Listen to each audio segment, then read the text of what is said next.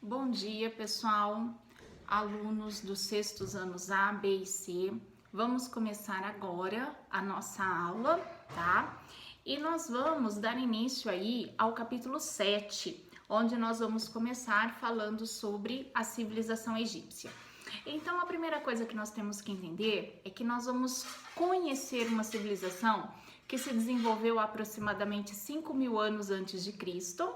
Eles ocuparam uma região extremamente desértica, ou seja, lá no deserto do Saara, e só conseguiram se desenvolver ali devido à presença do rio Nilo, tá? O rio Nilo, pessoal, que corta de norte a sul o Egito e que proporcionou àquelas pessoas se fixarem naquela região. Porque imagine só, do que vale ter todo o ouro do mundo se eu estou em um deserto e não tenho como sobreviver? Então, ali a água, ela tem um valor muito grande, porque ela proporcionou às pessoas que ali estavam ter condições de cultivar os seus alimentos. Então, às margens do rio Nilo, povos se fixaram naquela região, formando aldeias, que eram chamadas de nomos, aldeias independentes. Esses nomos, eles eram governados por nomarcas, ou seja, o nomarca, ele era o governante do nomo, e ali eles ficaram divididos entre o Alto Egito e o Baixo Egito. Cultivavam os seus alimentos às margens do rio Nilo. No primeiro momento, ficavam somente às margens do rio, porque eles ainda não sabiam como levar essa água para regiões mais distantes.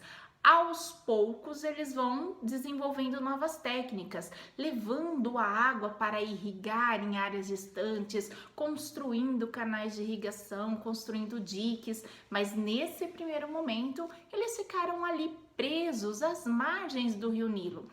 O rio Nilo era tão importante para eles, mas tão importante, que ele era considerado um deus chamado Apis. Por quê? Imagine só no deserto, se o rio Nilo desaparecesse, todos morreriam. Por isso ele era considerado um deus chamado Apis. Tamanha importância. Foi o rio Nilo que proporcionou a possibilidade de desenvolvimento daquele povo.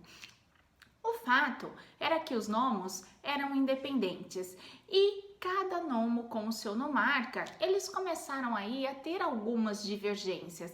E dentre essas divergências, nós vamos ter posteriormente um nomarca do sul chamado Menés, que unificou todos os nomos, dando origem à civilização egípcia. Menés, ele tornou-se então o primeiro faraó e ali começou a organizar as bases desse império.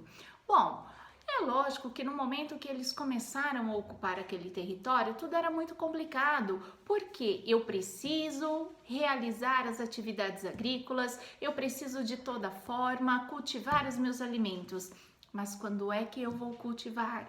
Quando é que eu vou saber exatamente qual é o período em que as cheias vão acontecer e tudo pode ser perdido? Então, eles começaram a observar as fases da lua e, através da observação das fases da lua, identificaram exatamente qual era o período das cheias para que, naquele momento, eles não tivessem realizado nenhum tipo de atividade agrícola.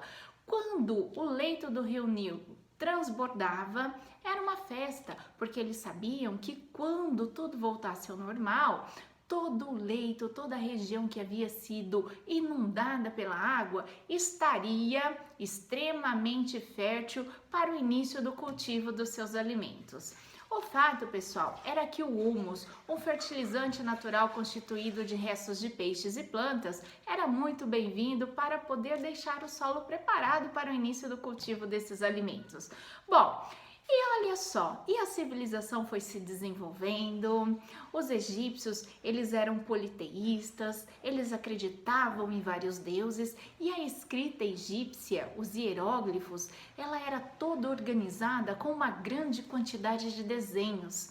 Para você conseguir escrever no Egito Antigo, você deveria ter muita habilidade, porque eram desenhos lindos, maravilhosos. E olha só, Ali, pessoal, com todas as atividades desenvolvidas por eles, nós vamos ter lentamente o desenvolvimento dessa escrita, que para os historiadores foi algo muito difícil, foi algo muito complicado conseguir desvendar o significado dos hieróglifos. Isso vai acontecer bem depois, lá na frente, quando eles encontram aí a Pedra de Roseta, que tinha ali exatamente o significado dos hieróglifos escrito em grego.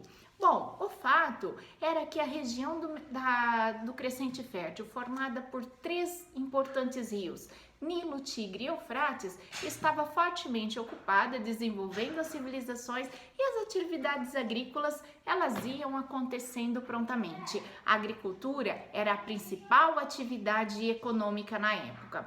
Sabemos também que o Egito Antigo recebeu aí a visita de um importante historiador grego chamado Heródoto. Heródoto, quando chegou ali, ele exclamou uma frase que ficou famosa, onde ele dizia o seguinte: o Egito é uma dádiva do Nilo. Ou seja, ele quis dizer claramente que se não existisse o rio Nilo ali, teria sido impossível aquela grandiosa civilização se desenvolver naquele lugar, já que ali nós vamos ter uma área desértica, uma área extremamente inóspita, ou seja, não é fácil permanecer ali, certo? Identificamos prontamente que Menés, como primeiro faraó, ele estabeleceu as regras, ele criou as normas e olha só, na verdade, quem era o faraó? O faraó, ele era considerado um deus vivo e encarnado. Ele não era considerado um representante dos deuses na terra. No Egito, ele era além disso. Ele era considerado um deus vivo e encarnado. Ninguém na civilização egípcia estava acima do poder do faraó, em hipótese alguma. Ninguém estava acima do poder desse grande governante. E olha só, passamos aí agora a conhecer fortemente a terra das grandes pirâmides, das pirâmides dos faraós e de como tudo foi se desenvolvendo prontamente. Pessoal, agora eu vou passar para vocês as anotações, tudo direitinho, seguindo as orientações lá no nosso grupo, tá joia?